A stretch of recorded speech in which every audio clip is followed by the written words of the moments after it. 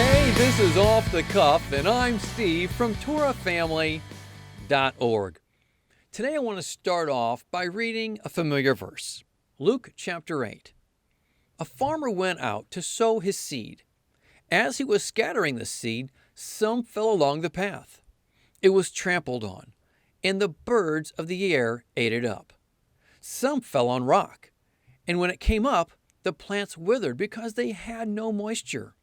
Other seed fell among thorns, which grew up with it and choked the plants. Still other seed fell on good soil. It came up and yielded a crop, 100 times more than was sown. When he said this, he called out, "He who has ears to hear, let him hear."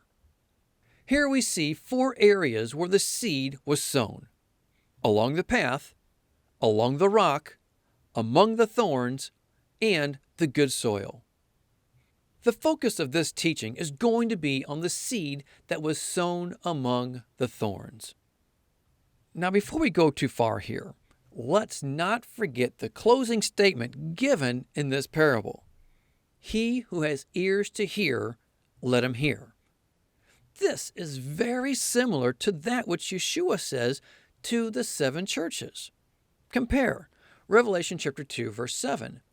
He who has an ear, let him hear what the Spirit says to the churches. He said this to all 7 churches. So please, let's be attentive to what the Spirit is saying to us today. If you need to, take a moment and hit pause on this teaching. Make it a point that you have your heart open to what He wants you to hear. Now, look at the meaning Yeshua gave us to these verses regarding the seed that fell among the thorns. Luke chapter 8, verse 14. The seed that fell among the thorns stands for those who hear, but as they go on their way, they are choked by life's worries, riches, and pleasures, and they do not mature. The seed that fell among thorns stands for those who hear. So what does this mean? The Greek word for hear means not only to hear, but also to heed and to obey. So they hear and understand the word of Yahweh, and even begin the journey of obedience to the word of Yahweh. But the weeds of life come in and choke it. This is a process. Weeds don't just appear instantaneously. Now, they can definitely grow fast, don't get me wrong. However, they still have to grow. The weeds are life's worries, riches, and pleasures. The result? The plant doesn't mature. I'm sure they think they do. However, the verse tells us they don't. Have you ever seen someone who thought they were mature, yet their actions scream they're childish? If Yeshua's parable is true to the numbers, this describes 1/4 of believers. It could even describe as many as 1/3 if we dismiss the first group of seeds that never took root. So what about you? Are you pursuing obedience to Yahweh's word? If so, where do you stand with life's worries, riches, and pleasures? Are you holding to the thought that you're mature in the faith while your actions, however discreet you may think they are shouting the exact opposite to others? This is serious. Please don't brush this aside as something elementary. 1/4 of the seeds that were planted are considered worthless as a result of these 3 things. For many, these 3 things are all typically tied together, yet they actually can stand independent of each other. For example, you don't have to be rich to be greedy. You can pursue pleasures and not have a lot of money. And no one is exempt from the temptation of worry. We can deceive those around us to make it look like we aren't affected by these 3 things. But we'll never deceive the Father. Do you struggle with worry? Even just a little? Do you have to be in control? Can you trust in all circumstances? Control is a form of greed. Think about that. What about riches? You don't have to have money for money to have you. And riches doesn't have to be money. It can be just owning things or just wanting things. Keeping up with the neighbor next door, or even trying to get ahead of others and focused on staying that way. The second you see that someone has something new, do you say you have to have it too? Or even a better one? Do you feel you deserve a certain thing more than someone else? Many say they don't have to have things to make them happy, but their actions and attitudes say differently.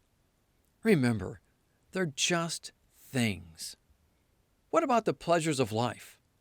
Everyone has different pleasures they pursue, from different foods, habits, hobbies, addictions, you name it. What's yours?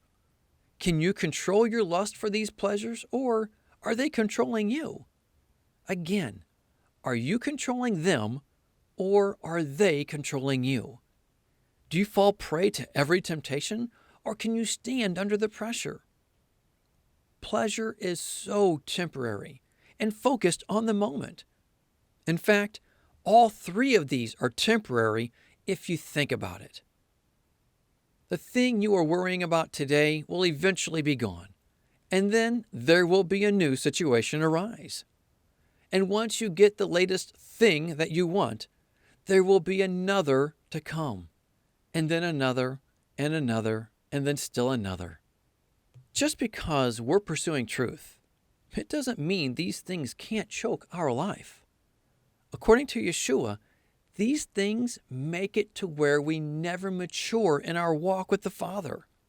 Which begs the question, what does it really mean to mature? Please, be honest with yourself here and consider these words of Paul as you do.